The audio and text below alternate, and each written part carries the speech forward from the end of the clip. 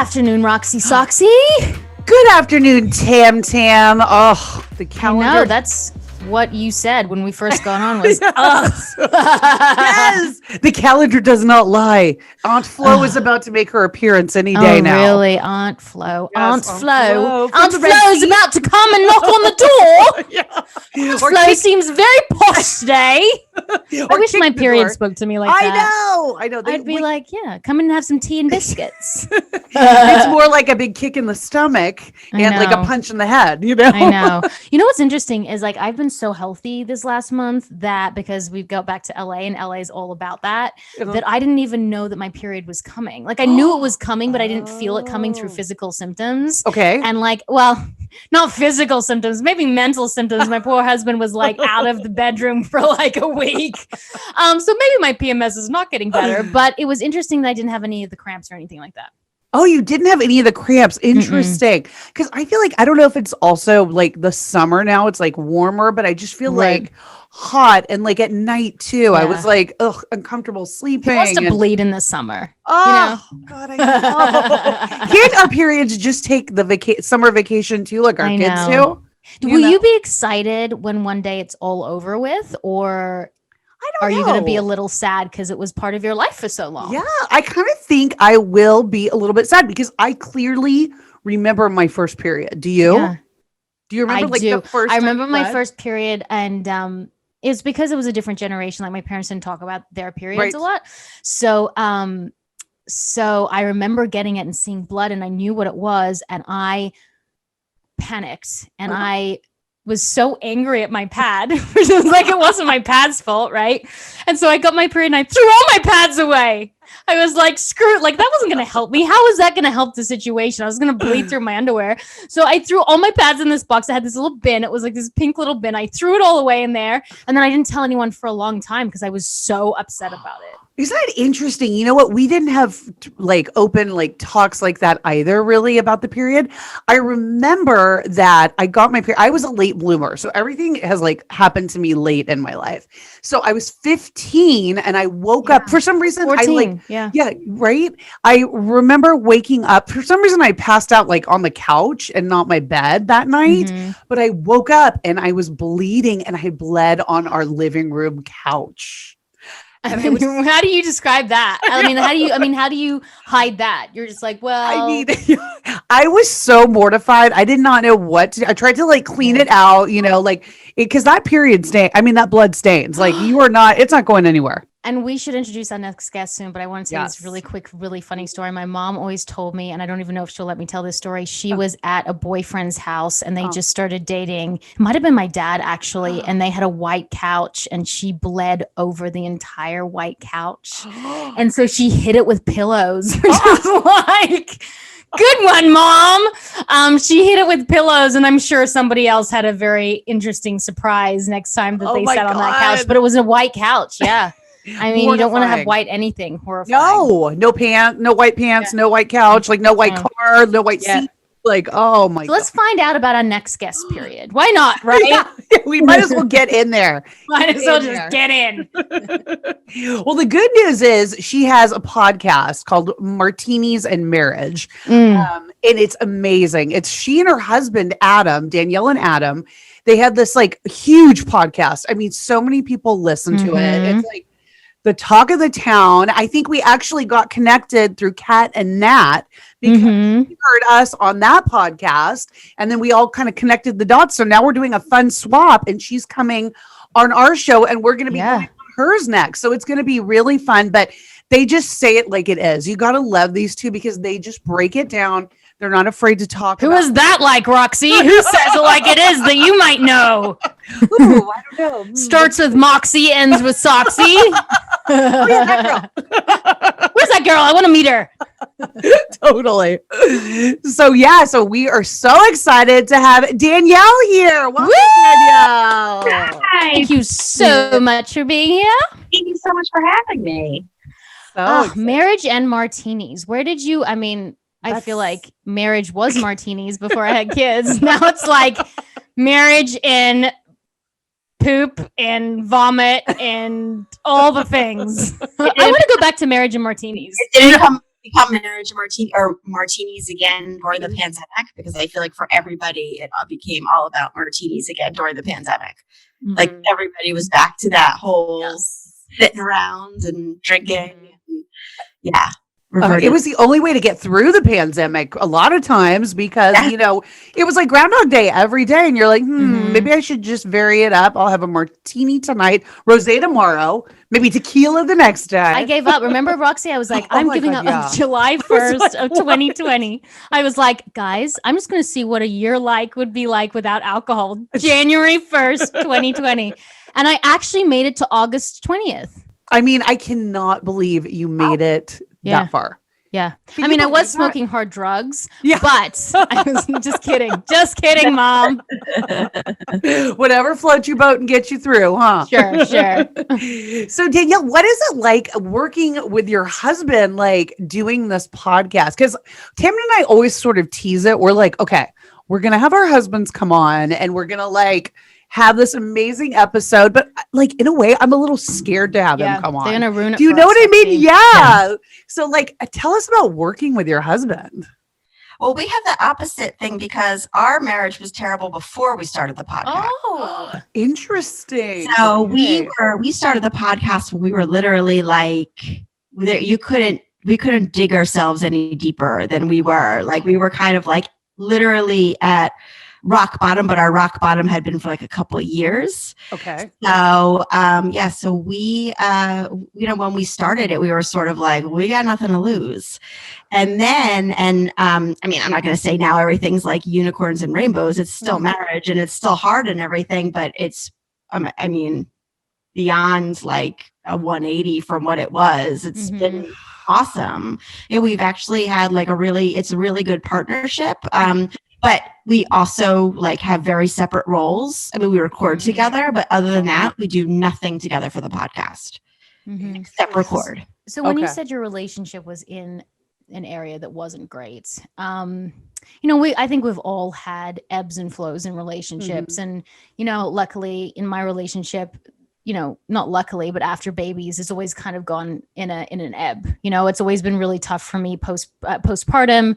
I've always had emotional, mental health issues postpartum, and that's not great for him. We've always got back into our flow. But how did you know that? I mean, what are some signs in a relationship and in a marriage that that things are just not going in the right direction? Mm-hmm. Yeah, if you hate them. But hate could mean love, can it? Yeah. I mean, people always ask me that because we talk sometimes about the fact that we really should have separated. I mean, there was a point where we really should have separated and we didn't. And I give people who know that they should separate and do, I give so much credit. I totally believe in that. For us, we feel thank goodness we didn't because we've come so far and everything. But I know that every situation is unique. And, there's some people who can't come back from whatever they've gone through. We've been, I don't want to say lucky because we've worked our asses off, but I also think sometimes even you could work. I know people who have done therapy a few times a week and done so much stuff and you still can't save it. So, but we got to a point where we how you get to a point where you're roommates or ships in the night and you kind of feel I don't know, I'm living with this person, but there's no there's no connection. We were way beyond that. We were we were barely even on the same page about anything. So, but then, but at the whole time we knew we loved each other, we knew that we wanted it to work. So right. As much as it was rock bottom, we were also sort of I don't know, I kind of I feel maybe we could still make it work. So I don't know. It's all that time period, such a blur to me, kind of, it was, So was it okay, so when you guys started the podcast, where you guys were okay, we got to do something, let's see how this goes? Or did it just sort of happen? And then through that, talking to each other and being on the podcast together, that helped your marriage? Yeah, it was my idea to start it. And the whole reason why I wanted to start it was because, Adam's always loved podcasts, since before podcasts were cool, the first podcast, You know what I mean? Like the original podcast he was listening to, he was the listener. And so I knew that he loved podcasts, and he was going out a lot and partying and everything. And I was sort of like, I don't know, I kind of need him home and like here with me and know where he is and like, you know, feel like he's safe and whatever, but yet he wants to have fun. And so I just one night said to him, like, we're going through all this stuff. Yeah. It doesn't seem like there's anybody out there in marriage other than like religious or self-help podcasts. There doesn't seem to be anything that's like, we are going through it right now. And I said it to him, expecting him to be like, no, that's ridiculous. Who are we to start a podcast? Which was kind of true, but he didn't. He was like, okay. He's like, let's do it. And then he wrote an entire book about it too. Yeah. Well, not a book about that exact subject, but about, you know, date night questions. Yeah, the questions we've asked each other and on the podcast that really transformed our relationship. So what are some of those questions? Yeah. Well, we did, I mean, we've had 170 episodes, so we've had like a lot of questions. Right. What are those main questions that you have to ask someone if you're in a marriage and you're thinking, okay, well, which way do we go? We did like the topics that have been, you know, that have for us and our listeners, it seems like really been the topics that you really need to have the conversation, or else if you don't, it's just building resentment, right? Like there are those topics that we know we have to have that conversation, but it's so scary. So we tiptoe around it and we never talk about it until there's an explosion. But we've, you know, through the podcast, like what we've learned is, you know, when you're on a mic for an hour and a half in front of people, like you want to have a conversation, you can't just fight the whole time. Although we do fight on the podcast, but you can't, you know, you have to figure out a way to make it like somewhat productive. So we've kind of done that. And like we've learned how to frame our questions to each other in the podcast and everything. And, you know, we've learned like how to get through it and have it be productive, but still have the good conversation.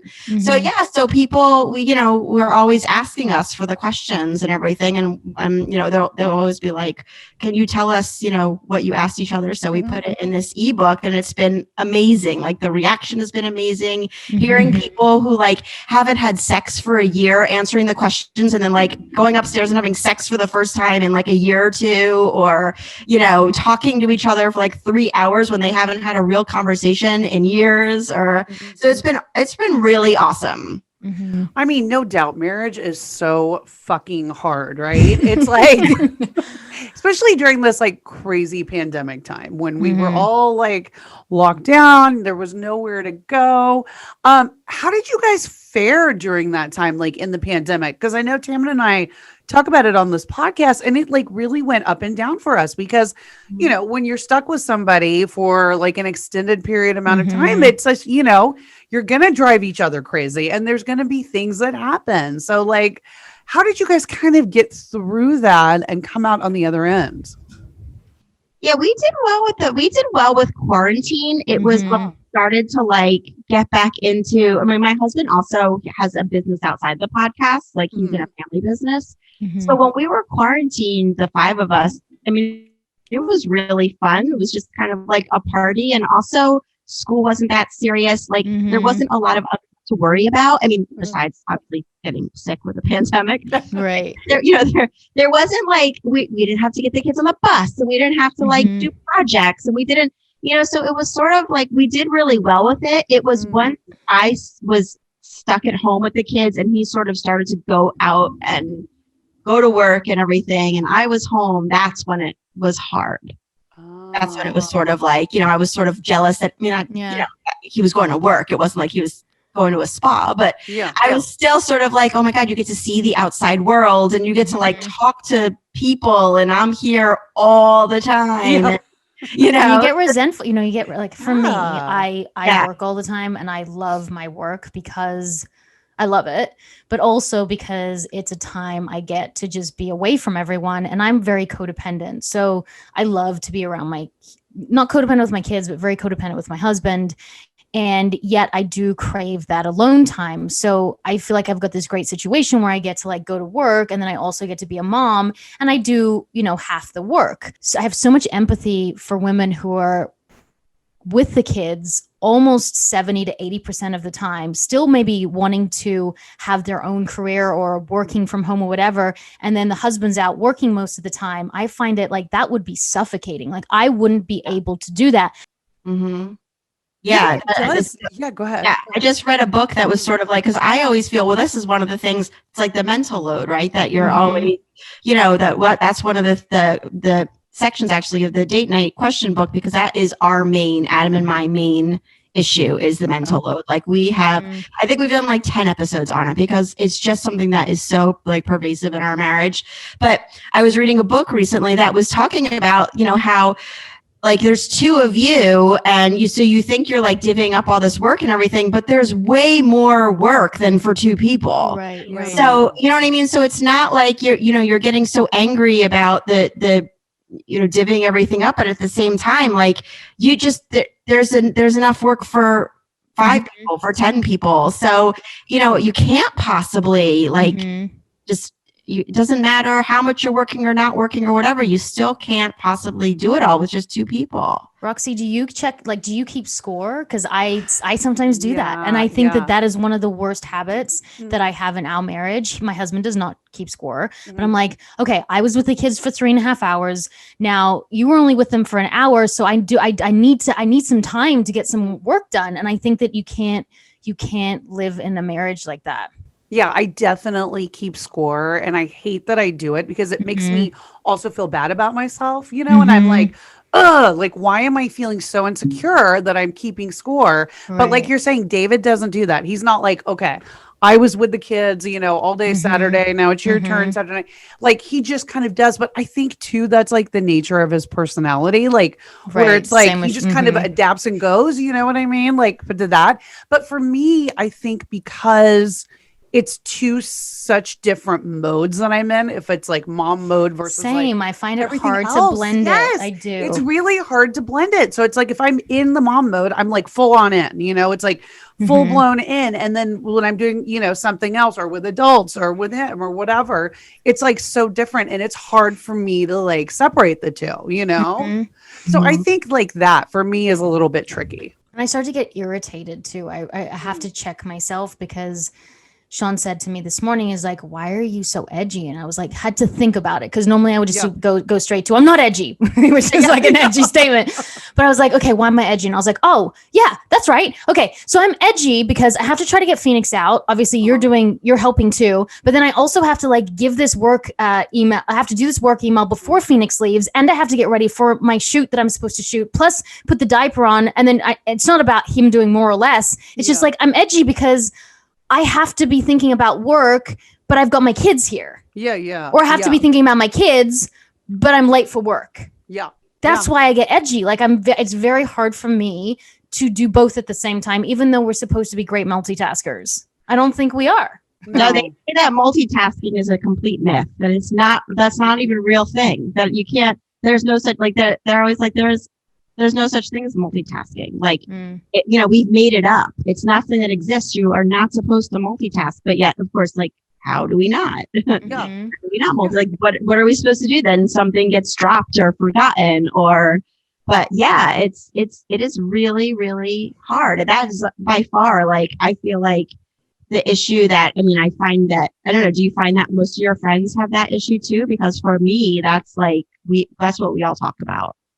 Yeah, I definitely think, as far as my friends go, it's like, and they too feel guilty if they're not, answering a work email and like taking care of the kid, trying to deal with their partner, like, and it's like it's almost like you're not doing enough if you're not doing 5 things at one time, but I don't think my husband feels that way. I don't think the men in our lives feel that way. I don't think that they're thinking, oh my God, I'm not writing a work email while I'm talking to my, kid and then like talking to my wife or whatever. Like, it's like, they definitely don't have that same guilt. I find that most of my friends either don't have kids or they have kids and they're full-time moms, which is again a massive job in itself, but they don't want to like have a business as well.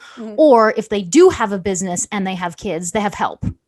or they have a community, or they have grandparents, or they have I'm not anywhere near my family. I don't have friends that I can be like, hey, can I drop my 2 kids to you on a Friday, and then I'll take your 2 kids on a Friday. If I lived in Australia, I would do that. I've got like 6 of my friends that I can be like, let's just swap it up. You take 2 days, I'll take 2 days. My mom and dad are there. There is no there is no community, or like I mean, for me anyway, where you can do that, especially in places like maybe New York and Chicago and Los Angeles. And it's just not like it used to be. Like, where's the tribe? Where's the tribe? Like, you're supposed to have kids, right? This is the narrative that I was told. Have kids. It's like, it takes a village. Where's the fuck is the village? You know? Like, where the fuck is the village? A village costs money. Yep. Or you have to live near your parents, which could be a good thing, could not be. Or you stay at home with the kids. Or you don't have kids. That's the choice. Yeah. There's no like daycare at work. Yeah. Or they do, it's very few places, right? Yeah, definitely. It's so hard to find. I mean, you guys have really young kids, right? Are your kids 7 and 2? Yeah. Yeah, mine is 6. Yeah. Mm-hmm. Yeah. I mean, so now I have a 15-year-old. Well, I have 15, 13, and 9. And I mean, the 15-year-old in and of herself, like, not that she's not a lot of work, she's a teenage girl, but at the same time, she really, I mean, I don't ever need a babysitter. I don't ever, so nice. I mean, if I'm just running out or something to food shop or whatever, like she's here, and it does help. Not that she's, not that I need to put her in charge of, like, I know she needs her own life and everything, but it does those little years. And now, I mean, my middle son, he's downstairs playing video games or whatever. It does get a little easier once they're a little bit older. I hope that helps them, but it does get, you know what I mean? It's not like I don't have to constantly be on top of them, even though, trust me, with virtual school and everything, it's like every other second the Wi-Fi is out or something, so it's brought it back to that. But at the same time, it definitely, I think, gets a little bit like they get a little more independent, and different problems. And it's emotional. Yeah. Isn't it like emotional issues? I've heard that. See, I was never like this with my mom because I was working at 15. So like I was on a show at 15. So I had to be the good girl. Like I had to go to work. I mean, I didn't have to, but then I'd lose my job. So I had to go to work. I had to be respectful. I had to come home and make sure I wasn't going out too late, because then I had to learn my lines the next day. It's weird because I thought maybe that was the best thing for me, because I never went wild because I was too worried I had to go to work the next day. But I hear as they get older, there's like more issues with like, them not wanting to be around their parents or back talking, and discipline is different these days. Like, we don't yell at them. We talk to them. So I was just gonna say, like, how do you discipline your kids? Like, did you go the route of like sitting him down, kind of discussing things? Like, what was your sort of path? Well, I guess it depends. I mean, first of all, I'm a screamer. Same here. You do not scream at Bray, Roxy. No, I've never once heard you scream at that child. I mean, I have definitely lost my cool and screamed at her before, but I feel so bad after that, and then I start beating myself up. So it's almost like not worth it for me to scream at her. Right. No, I just kind of scream at everybody, like, especially in the morning and everything. I sort of like, they're just kind of used to it. I feel like now they don't even kind of pay attention anymore. But I mean, it all depends. Like, I have to say, I always say about my kids, like, they're really, really good humans. Like, they're not, I don't ever have to worry about them, like, getting in trouble at school or bullying or whatever like that. But they are also kids, and they are huge pains in the way that they don't want to do their work, and they don't want to like, they want me to do everything for them. And so, there's this like the stuff that I feel like I don't have to sit down really and talk to them. I feel like we are, as a family, sort of like, I don't know, we do a lot of good and stuff, and they see us doing a lot of good, and so I think that has sort of like shaped them as who they are. But at the same time, like on the daily stuff, that's where it gets me. The like everyday constant mom, all of that is really hard. So I think you scream more probably too once they get older and in those teenage years where they're like, probably, you know what I mean? Like I feel like it's almost like they're more like responsible for what they're doing. You know that Dr. Shafali said that screaming, there's nothing our children could possibly do that warrants us screaming at all. Like we should be able to, again, I don't do this. Do I want to be this way? Absolutely. Do I want to calm my own limbic system down so I can have a proper conversation with my kids? Absolutely. Can I do that sometimes? Sure. Not lately, but sure. You know, but I want to get to the point where I'm not yelling and I'm like communicating with them and they're listening to me, you know, because that is my goal. I don't know if it's even I feel like you don't, but you don't scream at them either. I have never heard you scream at your kids. So my husband said that I have, not with my kids, but I have these outbursts with him and he does not like that. He's, you know, they're not aggressive outbursts. Like I'm not a violent person. Yeah. But so I'll be sitting in the car and I'll say my set, you know, I'll say what I think. I'll say what I think. Yeah. But if I feel like someone's not listening to me or they're hurting me intentionally, then I'll be like, well, why didn't you? Like, it'll be like that, you know, and that comes out of nowhere. And that's just my own pain, which is like, you're not listening. I'm not good enough. I'm not good enough, you know? Yeah. And then I have to catch myself and say, sorry. It's not I don't say it to him. Like, I don't say you're this and call names or anything or like put him down. It's more that I just get loud and I want to not do that. I want to be able to calm myself down before I do that. I mean, you can do the square breathing. That's what my therapist talks about. Hold it in for a few, blow it out I'm like, oh my God, if I could be that good of a person to like actually pull myself out of that heated moment, you know what I mean? And do that breathing where I'm like calming myself. But I don't know about you guys, but when I get so escalated and so annoyed and mad, it's next to impossible for me to step. And you have to do it before. You have to think that you're going to scream today. Right. So you need to do the things to foresee that that's going to happen. It's inevitable, right? We're going to scream. Yeah. So do the meditation and the breathing when you're calm before it happens, because then when you get to that situation, you're way calmer. Again, I'll use that term, limbic system is down. Your bucket isn't full because you've calmed yourself down. So we're not going straight to that. Girl, easier said than done. How about you? It's sort of like I don't start screaming. I ask them to do it like 1, 2, 3, 4 times. Right. It's time. Like, what are you supposed to do? I get it. Yeah. I just don't understand how people like if my kids listened the first or the second time, I would not scream. I can guarantee it. It's just like after a certain point, you're just like, all right, maybe if I say it louder, maybe they're not hearing me. Right. Maybe if I throw a shoe. I mean, I guess I've got to this point where I'm like, I just keep telling myself this. I'm like, okay, I don't own because I feel like sometimes when my kids came to me, I'm like, oh, they're mine. They're not mine. I don't own them. So I keep saying, I don't own my kids. They're their own people. They have opinions. I don't agree with their opinions some of the time, if not a lot of the time. I have to talk to them because my 7-year-old is very sensitive, and like one little thing in the wrong direction and she's going to be like, she said to me the other day, she goes, you lie to me all the time. And I said, no, I changed my mind after you've had 2 cookies that no, you can't have the third thing, you know, like, you know, but you got to be careful with kids because they remember everything. Oh, you know?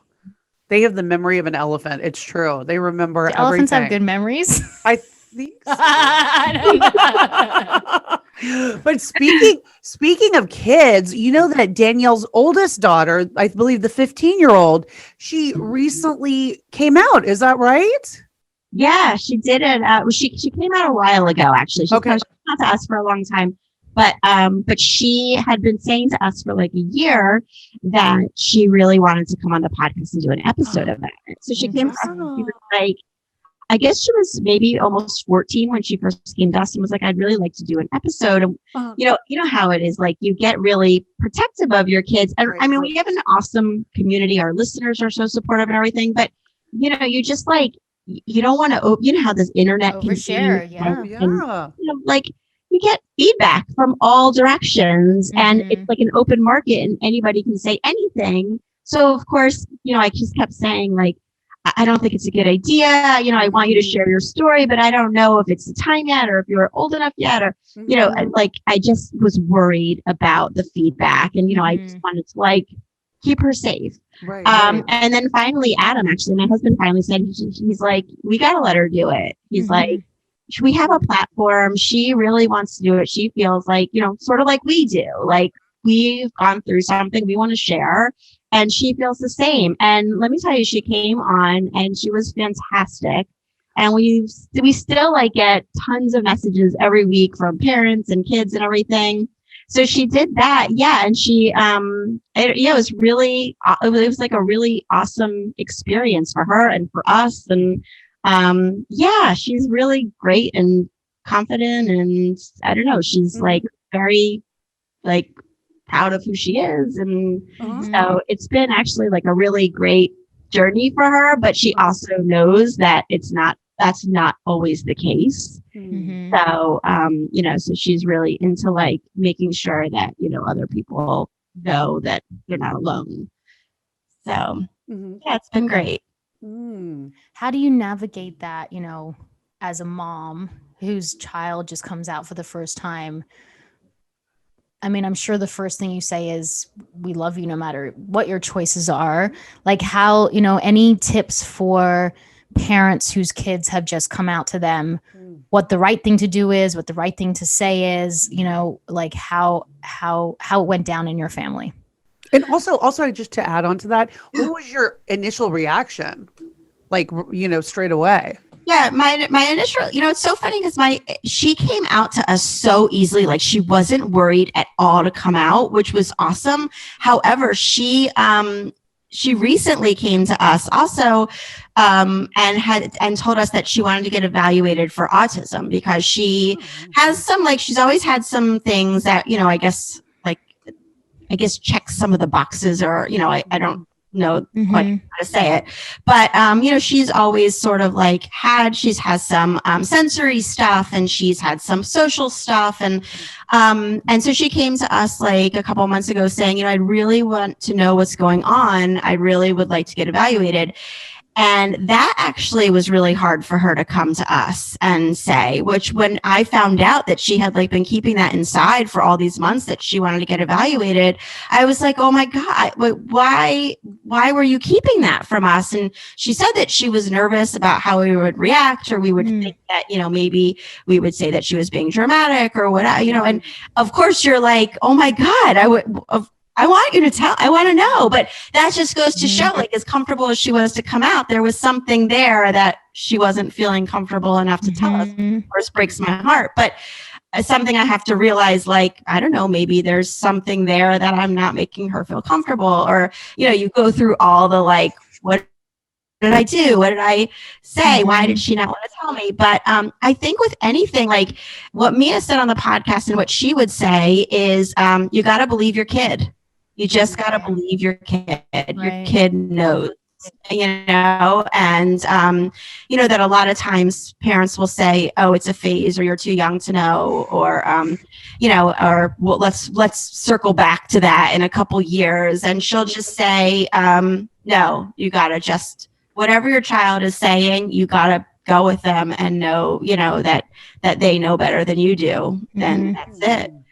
So, yeah, so it's been, you know, I'm more like, I feel like there's so many things now that, going on in the world and everything that like we want to teach our kids and we want them to know that I've sort of found, like, in the past couple years, especially when there have been, like, I don't know, all these social issues that have come back up and everything, like there's so much to talk about, and there's so much we want to discuss with our kids and everything, that like, I am so trying to just like focus on having them be good people and what they put out into the world, that like, I'm not even concerned about, you know, who they love. Like, I want them to just love good people, and I want them, you know, and so that's ultimately like, I'm lecturing them 1,000 times a day about so much stuff that I want to make sure that those lectures are about how they're going to act in the world, or how they're going to allow people to treat them, not so much like, well, this is who you need to love. And this is because ultimately, like, that's not what I'm concerned about. I want them to love and be loved. But you know, I think that like when it comes down to it, I am constantly lecturing them, but I'm trying to choose my lectures wisely. So, you know, so it's sort of like, that's just not something I feel like I need to waste my lecture bandwidth on. So true that you said that. It's like, I think the meaning of all our lives is, how did you love and how were you loved? I mean, it's almost, I say to my husband, it's like, maybe not the how were you loved, but how did you love? And that is like the most important question, I feel like, when you get to the end of your life, and that's including your child. Like, how did you love her? And she made a decision that some parents would not be okay with, which to me, I don't understand, because I love my kids so much. They could be an elephant for all I care. And I would love him. And it's like, if you give her that safe space to just be who she is and love her because of it, then she will be magnificent because she has you backing her, you know? And it breaks my heart for all those kids who are out there in the world who don't have that backing. And I can't even imagine what that would be like. Right. I know. It is devastating to think about. And then it does happen. And so I think that's one of the reasons why, you know, I'm glad that we made the decision we did to have her come on the podcast, as much as like it was a really hard decision. It wound up, I think, really being the right one. What do you think made the difference for her to feel so comfortable to be able to be so open and honest with you, particularly, you know, at a young age, you know, where kids are still sort of, you know, going through things and trying to figure themselves out, and kids can be mean, teenagers. Like, what do you think it was that really made her feel like she could tell you anything? Because I think too, for us, like, especially being parents of like young kids, that's like what we want for our kids. You know, we want them to feel so comfortable and so like open with us that they could literally tell us anything. So what do you think that was?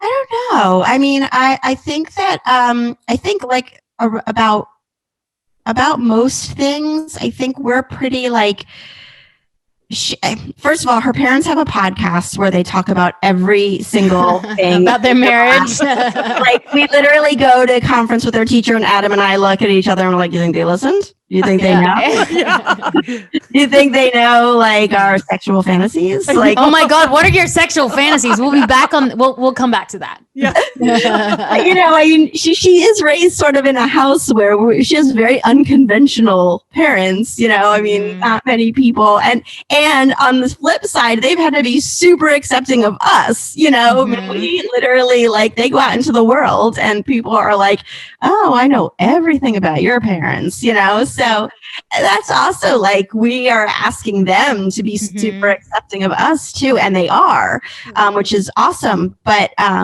you know, I think also we come from my family has always been like very big activists and very into advocacy and everything. I mean, she's gone to, you know, women's marches, and she's gone to, you know, Black Lives Matter marches, and she's been sort of in the thick of it, that she sort of knows like where we stand as far as acceptance and embracing and everything like that. And, you know, I've always had for years, a huge like rainbow painting in our kitchen. And, you know, we have like throughout our house, we have certain signs about, you know, women's rights and everything like that. So just like little things here and there that are sort of subtle, like, you know, you're accepted no matter who you are here, has sort of been helpful, I think. But she certainly, you know, obviously I feel like we're still working on it, because then when she wanted to tell us about the autism thing, it wasn't really the same kind of ease. Yeah. So, you know what I mean? So it's like, we're still learning how to be those. I mean, I want like unconditional acceptance to be our thing, but I think like, as much as unconditional love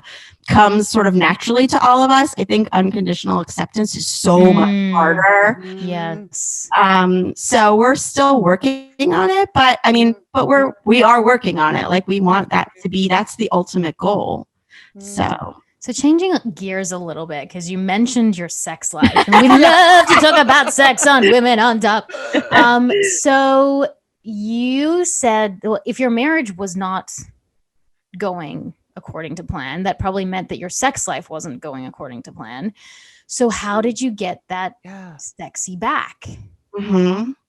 Yeah, I think it's it took time. It was sort of like, I think it's so interesting because we went through like a phase in our marriage where we were doing a lot of things and being really experimental, but we weren't like communicating about it. Mm-hmm. So it wasn't like so great. We were sort of just trying things like to try them and to say we tried them and, to be that couple but I don't think we weren't talking about it beforehand. We weren't like planning or researching or doing any of the things that because then you kill the spontaneity and everything. But those things that sometimes you really have to know for danger's sake. So what are these things? Wow. I'm sorry. Now I'm like, does that mean was there an open relationship situation or was there a open relationship situation? No, okay. There was just like safety means, was there a chain situation? Was there? Yeah. What was it? Knives? What? Like what was going on? Like lube things or, like gentle versus hard versus that kind of stuff. And more interesting over the years, I think. I think we went from we did, rather than going from a crazy awesome sex life to not, it not being so great. I think we went from pretty boring to exciting, but not a good kind of exciting, more just a daring, risque, I don't know. And now we've sort of combined the risque with the communication. And that's the sexiest. Huge, which is another huge thing everyone always says. And I'm the date night questions ebook, we put all those questions in there that we talked about and the yes, no, maybe checklist that you can check off, figure out where do you match? Where do you not match? What's something you want to explore? Because we really when we didn't communicate, it was pretty miserable. Okay. So was there a time when you she's guys were, tell me everything. Tell me everything. So was there a time during let's say your EBS when so were you ever not having sex or were you guys always having sex but just not talking about it? And if so, how did you get out of that? So we did not, I don't know about you guys, we did not have sex during my pregnancies at all. Oh my God, I had sex 3 times. I could not. I would touch a pillow and I'd be like, I always am jealous of women who are I've never had the orgasms I had, my ears would ring for God. An hour afterwards. My whole body, I would actually be dizzy. I'd have to put my head between my legs because the orgasms were so intense. I've never had those types of orgasms before. Okay. See, that makes me super jealous. I was the opposite during my pregnancy. I was I felt my body was not my own. I did not have good pregnancies. I was not a comfortable pregnant woman, although I did it, a bunch of times. So, but I just every time we were pregnant, I was I just can't, if we did it, it was just to do it. Yeah. But I think that the way to get out of it is again, I mean, I don't know if you guys ever listen to Sex with Emily with Emily Morse.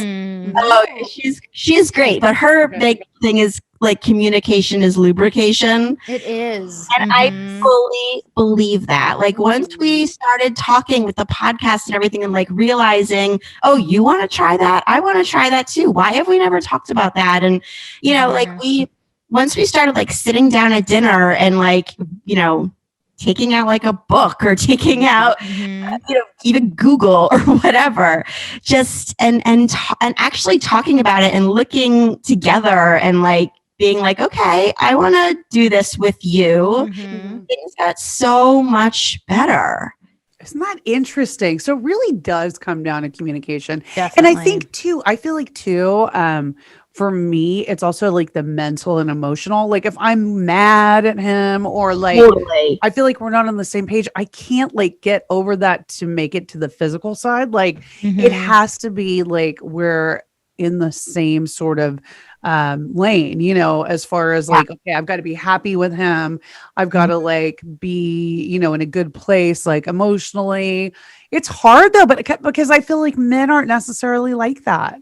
a lot of the time. Oh, I think they're more like that than we give them You credit. think? Yeah, I do. I think that, and also for us, we can have sex anytime we want. Doesn't mean we'll orgasm, but we can. A man can't. It's so connected to their brain. So if they have a mental block, it's not working. You know what I mean? But you don't think men can more compartmentalize that? I don't know. No men that I've known. It's always been emotional.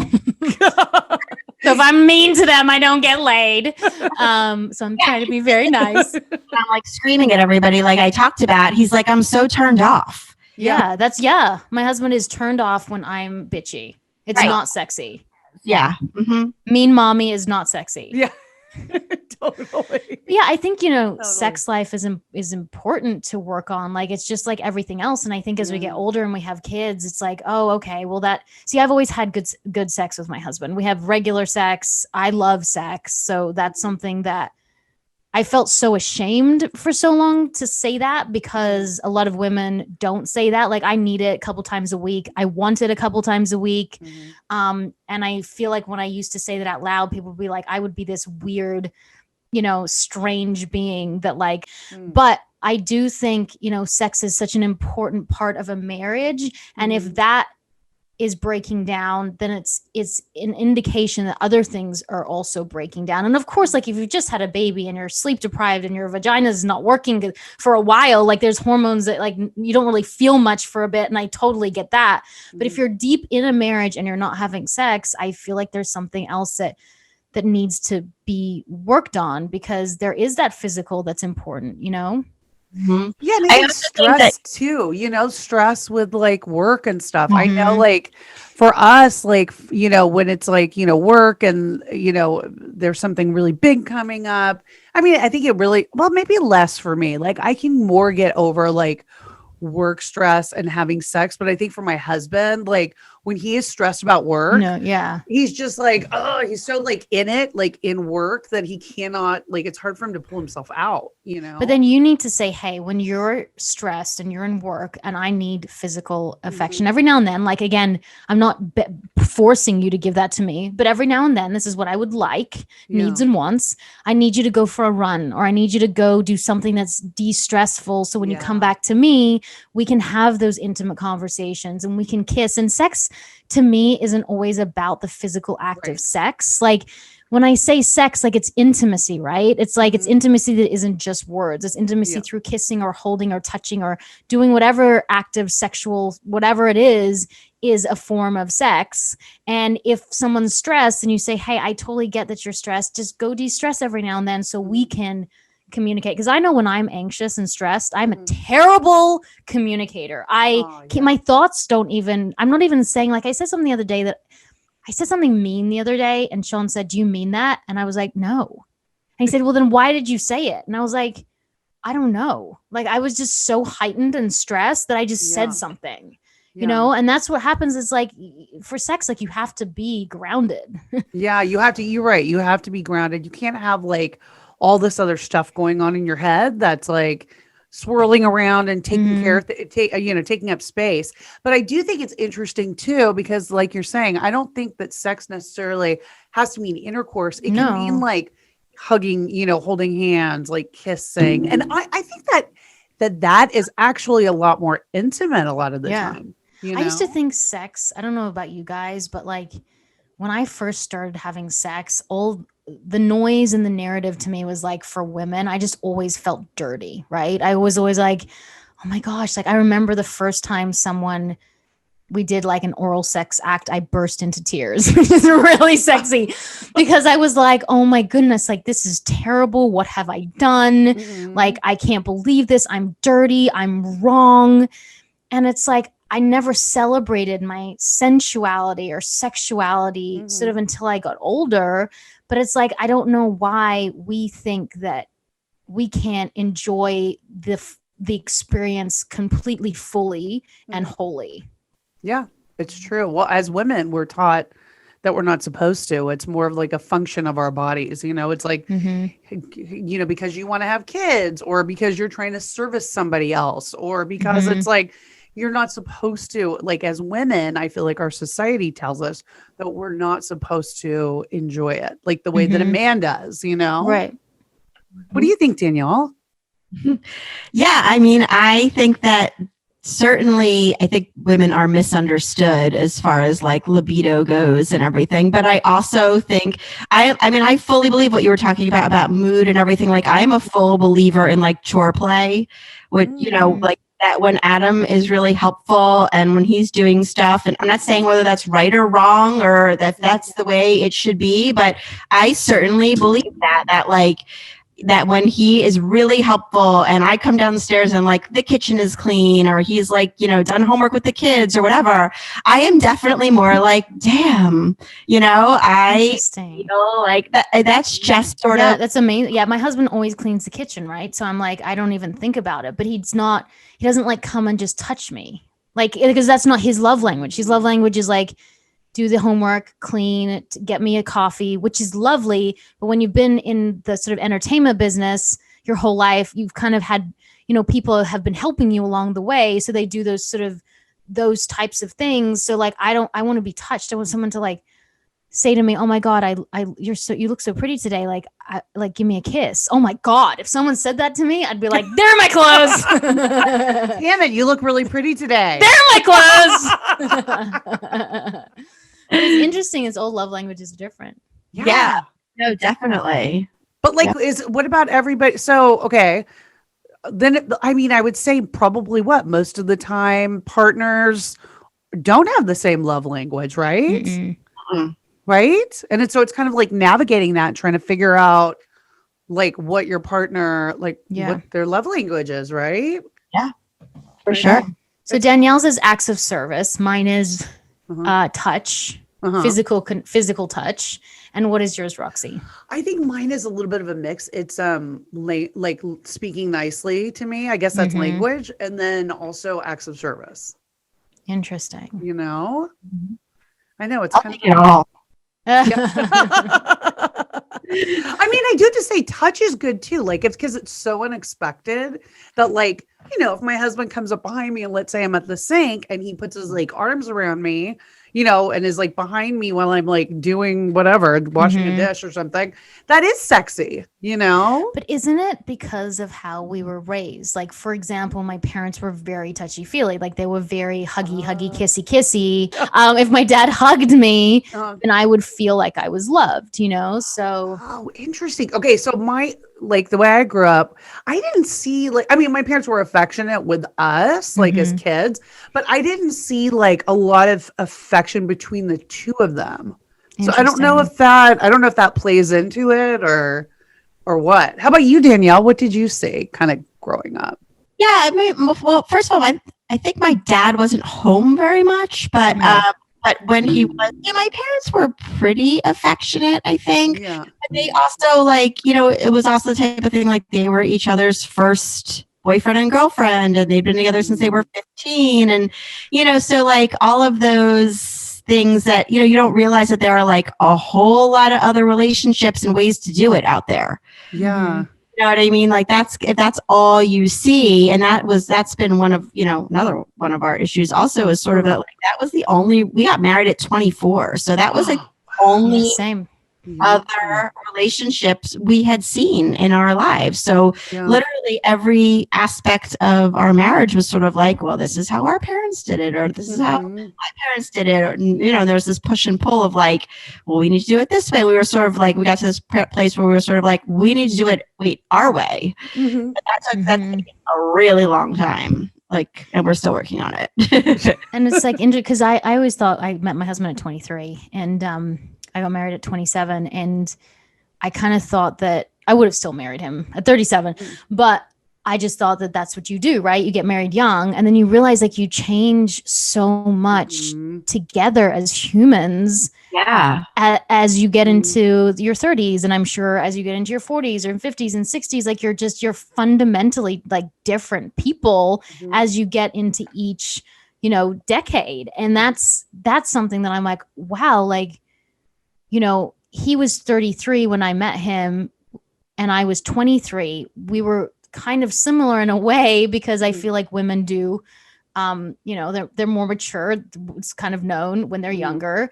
And then as we get older, like we want different things. So it's like we want obviously the same things for our bigger picture, but the small things we want are different.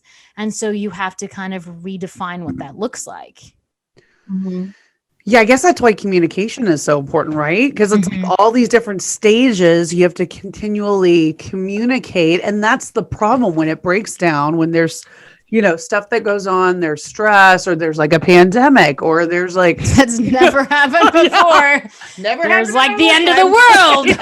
There's an apocalypse, that it's just like trying to continually figure out like communication, and it looks different, I feel like, too, as you like go into all these different life stages. It's like, because then you start having kids, and then it's like, okay, you're communicating about each other, but then you're also communicating about your kid, and it's like, right, and it's trying to like figure out what that is. And sometimes, I'm sorry guys, but like sometimes you just don't want to fucking communicate. You just don't, but that's, you know what, and we should probably like end on this idea, but that's okay too. I think we don't give ourselves enough grace to be like, you know what? There is no such thing as perfect. And we're just all doing the best we can. And when you fuck up, instead of us going into a shame spiral, just give ourselves grace that like, you know what? We fucked up, and then we're human, and that's what it means to be human. And then next time, let's just try not to fuck up. Or just try not to fuck up as bad. Right. Yeah. So like, let's not like, if we're going to say something terrible, just be like, okay, next time I won't say the terrible thing, but I might raise my voice. Let's just try to be better, and then hope that the other person accepts that. Cause I've realized too, like as we grow individually, the people around you will always think that you were the person in your past. They'll always think like, well, you're going to do this and you're going to do that because that's who you were before. And it doesn't matter about their opinions, because all that matters is your growth. And just let the people have their opinions of what you used to be and continue to grow, Yeah. On to growth. More growth. On to growth, Danielle. And we're going to have to go soon because we're going to talk to you. Yay. It's a twofer. Hey, that's going to be so fun. Danielle, do you have any parting words for our listeners? Yes. Let's see here. Marriage advice. Yes. Or tell us your kinky sex games that you never really went into. Where it was a little dangerous, No, I feel like I always say on the podcast and everything that, hard doesn't always mean bad. And that, we can like hard, you could do stuff with hard, like you can make things easier and everything. It doesn't mean it's necessarily bad. And also, we always say on the podcast also like till death do us part is like a really long time not to make any big mistakes.